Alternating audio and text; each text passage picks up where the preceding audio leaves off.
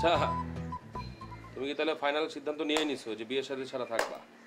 আর আমাকে নিয়ে তুমি এইভাবে বাগানে রাস্তার পাশে বসে বাদাম খাবা, চটপটি খাবা, ফুচকা খাবা নাকি? ফাইনাল?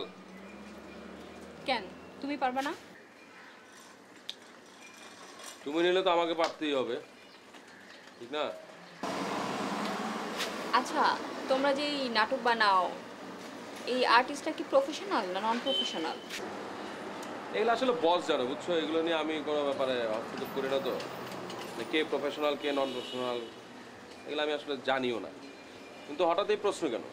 যে আমার একটা কাজিন আছে বুঝছো, ও আমেরিকা থাকে, তোমাদের নাটক দেখে অনেক, ইন্টারনেট থেকে ডাউনলোড করে। খুব পছন্দ তোমাদের নাটক, ওর খুব ইচ্ছা বুঝছো তোমাদের নাটকে একটু অ্যাক্টিং করবো। তুমি কি একটু ব্যবস্থা করে দিতে পারবা?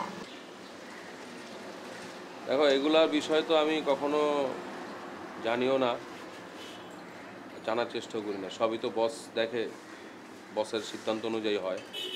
আর ক্রিয়েটিভ জিনিসগুলো সব বস দেখে, এগুলো আমি ইন্টারফেয়ার করি না। ক্যারেক্টার অনুযায়ী বস ওসব ইগুলোকে টানে, মানে কাকে দরকার। এই যে ওনার ছোট ভাই, ওনাকেও নিচ্ছে না, মানে ক্যারেক্টার ডিমান্ড করে না বিধায় কিন্তু ওনাকে নেয় না, বুঝছো? সরি, আমি মনে হয় পারবো না।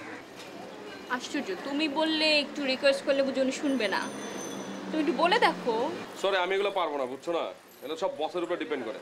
আরে তুমি একটা কাজ করো, তুমিও ওর ছবি দিয়ে রাখো, আমি বসকে দিয়ে রাখবো না। তারপরে যদি বস পছন্দ করে তো নিবে। ও, আমার কাজিন অ্যাক্টিং করবে, তার জন্য ছবি জমা দিয়ে রাখতে হবে না? আমি কি বলছি যে আমি অ্যাক্টিং করব? আমার কথা বলছি। আমি কি বলছি তোমাকে যে তুমি বলছো? আমি তো বলি নাই। আমি এখন বাসে যাব। আরে ভাই, রাগ করতেছো কেন তুমি? রাগ করতেছি না, আমি এখন বাসে যাব, আমার কাজ আছে। এখন কি কাজ? কয়টা বাজে? তুমি এখন চলে যাও বাসায়? বসো তো প্লিজ। আমার এখন মেজাজ খারাপ হচ্ছে, আমি এখন একা থাকবো। আমি এখানে থাকলেই তোমার সাথে উল্টাপাল্টা কথা বলবো।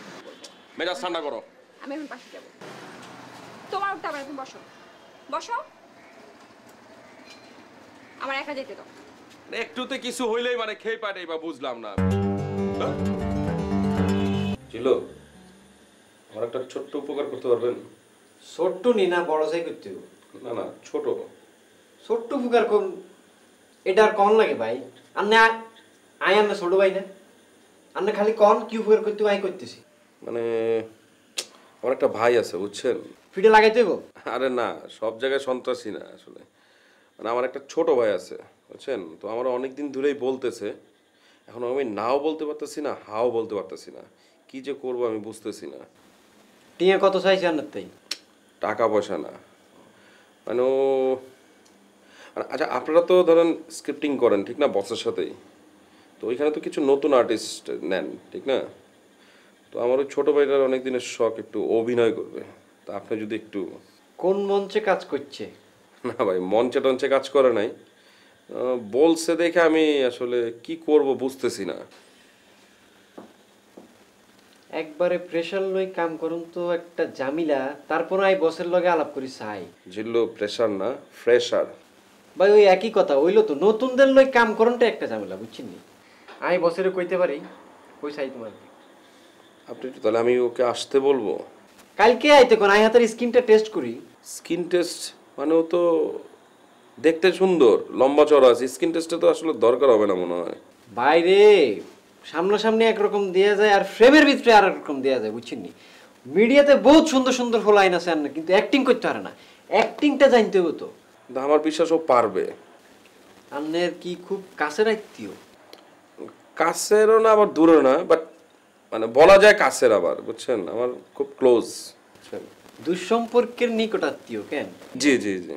বুঝতাম পাইছি, আর আমি কিছু কিছু বুঝতেছি পাইছি। টিউবলাইট তো বুঝছি না, আস্তে আস্তে জ্বলে। অসুবিধা নাই, আমি দেখতেছি বসের কাছে আমি কইতেছি, আপনি এগুলো নিয়ে টেনশন করবেন না।